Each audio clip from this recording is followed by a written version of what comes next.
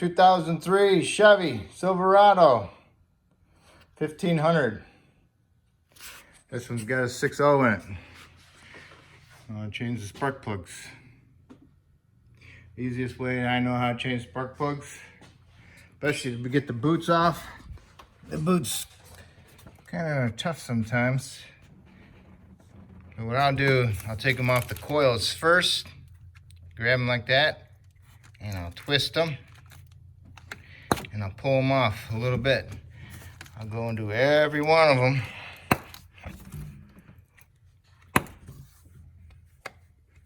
Okay, now you got them like that. Now you can get a better grip on the whole boot and everything.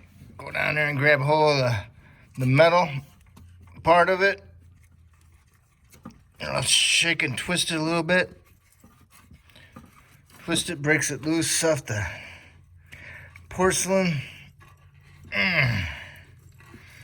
Once it starts turning, then you can kind of give it a little circular motion when you're holding on to that metal boot. And then you want to look down in there and make sure you see your tin, little metal piece that clips onto the spark plug. And you want to look down there and make sure you don't see it hanging off of it. Put that one aside. Do the same thing to the next one. You want to twist it. You'll feel it break loose. And then you can grab hold of the whole thing. I dropped my metal shield. Okay. What you want to do, you're going to grip it like that. First off, you're going to grip them like this on the boot, and you're going to twist them to break them loose off the porcelain. Once you break them loose off the porcelain, you can grab the whole assembly like that and kind of twist it and kind of wiggle it a little bit, shake it, and then it'll pull right off. Okay? Grab hold of the boot, twist it best you can.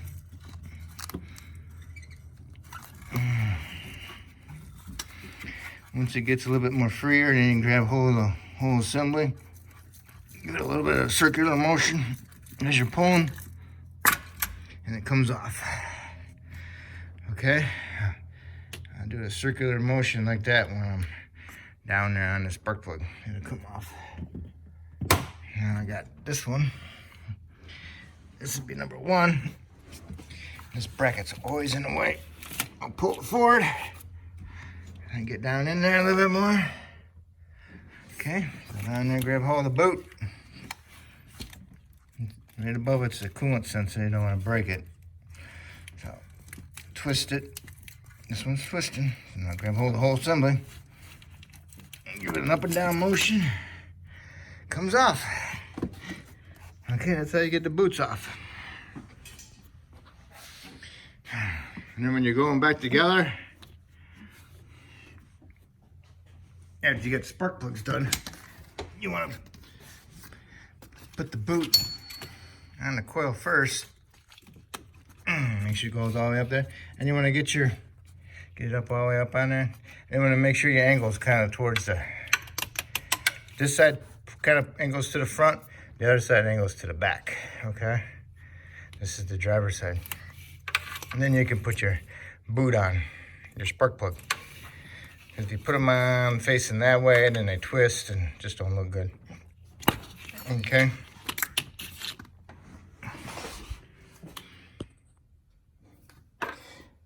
I pulled them out. I got them all out. I want to do is I want to look at them, see if I see anything wrong with them, because I got a misfire around them. I want to look for cracks on my porcelain. If I got any cracks in my porcelain, I know it's been misfiring. And I'm going to look at my porcelain inside here too. They're all looking pretty good. As I was looking at it, the fuel pressure regulator has a split in the hose right here. Probably not leaking now, but it'll probably be leaking when I'm not under the hood. So I took this piece off and I put a little bit of vacuum line on there. I would have just used the whole vacuum line, but no, this side's got a big old hole and this side's got a little hole. So I'm gonna put that on there. Take your spark plugs out. If you don't use an air ratchet, I use an air ratchet and I use my swivel spark plug, a 3-inch extension. Make sure you got the good grommet in there, or the newer spark plugs sockets that don't use the grommet. You can use a 3-inch, which is straight. That's good too. Make sure you got the grommet in here or you got the newer style. Always finger start them, run them into your ratchet, snug them up, and then tighten them up. I think the torque is like 14 foot-pounds, which is not too big of a big deal, but just if you use a little ratchet, get on there straight, give a little bit of budge to it, be good. Before you put your spark plugs in, the new ones, you want to check your gaps on them, and you also want to make sure they're not chipped on your porcelains. All your porcelains out here are not cracked, because somebody could have dropped them and cracked them. And you take them right out of the box and they're no good. I got my line back on my pressure regulator. If you notice any wetness, dark coloration around here that looks wet, then your regulator is leaking. Or if this vacuum line comes off real easy and it's saturated with fuel, then that pressure regulator is leaking internally and is no good. So you need to replace it. Okay. Here's my new spark plugs. I've used these in the past in certain cars. They run pretty good.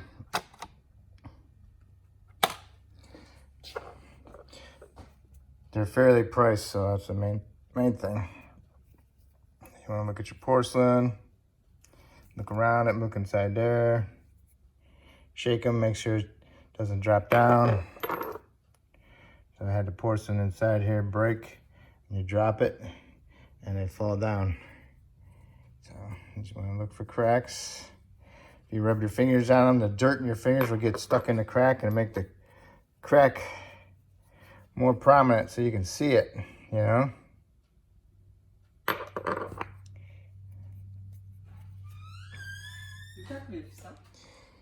All these look pretty good.